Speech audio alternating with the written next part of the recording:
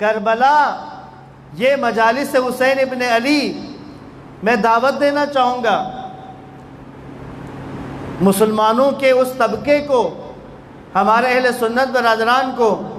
کہ جن کے دلوں میں اصحاب رسول کی محبت ہے، آپ مجلس حسین میں آئیے۔ فقط اہل بیت کی محبت یقیناً آپ کے دلوں میں ہے، لیکن اگر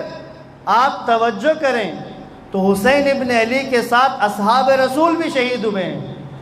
لہٰذا اہل سنت ہمارے برادران کو، ہمارے بھائیوں کو مجالس امام حسین ابن علی کے اندر اس طرح سے آنا چاہیے، یہ کہہ کر آئیں کہ ہم اہل بیت اور اصحاب رسول کا غم منانے کے لیے شامل ہو رہے ہیں، اور ہم عزاداران امام حسین علیہ السلام، ہم فرش عزا بچھانے والے، یہ ہماری ذمہ داری بنتی ہے کہ ہم اس انداز سے اپنی عزاداری برپا کریں، یہ گنجائش رکھیں کہ اہل سنت ہمارے برادران آسانی کے ساتھ ہماری محافل میں، ہماری مجالس میں بیٹھ سکیں، یہاں آ کر انہیں کوئی تکلیف نہ ہو، انہیں کوئی ذہنی کوفت نہ ہو۔ خیبر معظم نے، آیت اللہ سیستانی نے واضح کہا ہوا ہے، آیت اللہ سیستانی کی ملاقات کے لیے جو زائرین جاتے ہیں، ہمارے پاکستان کے ایک نوحہ خان زائرین میں شامل تھے اور آیت اللہ سیستانی سے ہاتھ ملاتے ہوئے آگے گزر رہے تھے، تو یہ نوحہ خان کہتے ہیں جو ہی مجھے ہاتھ ملانے کا موقع ملا تو مجھے فارسی کچھ نہ کچھ آتی تھی، میں نے فوراً آغا سے فارسی میں کہا آغا میں نوحہ خان ہوں، پاکستان میں نوحہ خانی کرتا ہوں۔ کہتے ہیں ہر ایک سے ہاتھ ملا کر آگے گزر رہے تھے، جب میں نے کہا میں نوحہ خان ہوں،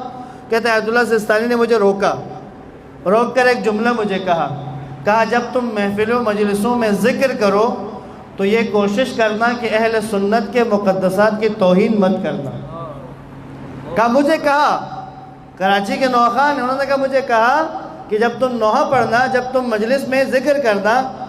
تو اہل سنت کے مقدسات کی توہین مت کرنا۔ یہ پیغام کیا ہے؟ یعنی ہم اپنی مجلس کو، اپنی محفل کو ایسا نہیں بنائیں گے کہ جس میں اہل سنت نہ آ سکیں، اور میں دعوت دوں گا اہل سنت برادران کو بھی، مجلس حسین آپ خود بھی برپا کریں، اہل سنت کے ہاں بھی مجلس حسین برپا ہو۔ اصحاب رسول، میں ذکر کر رہا ہوں اصحاب رسول کا، عبد الرحمن ابن عبد الربا، طبقات ابن سعد کھول کے دیکھ لیں، اسد الغابہ کھول کے دیکھ لیں، اصحاب رسول میں سے ہیں،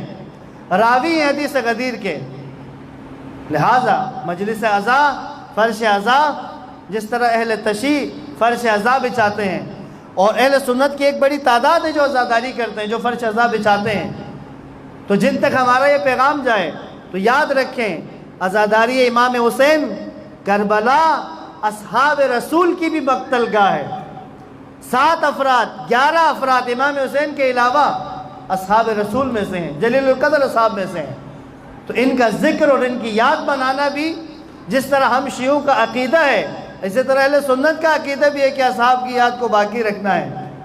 تو اس دروازے سے میں یہ کہوں کہ کربلا میں جو اصحاب رسول کا دروازہ ہے، اس دروازے سے ہمارے اہل سنت برادران کو مجلس حسین میں داخل ہونا چاہیے۔ درود پڑھیں محمد و آل محمد پر۔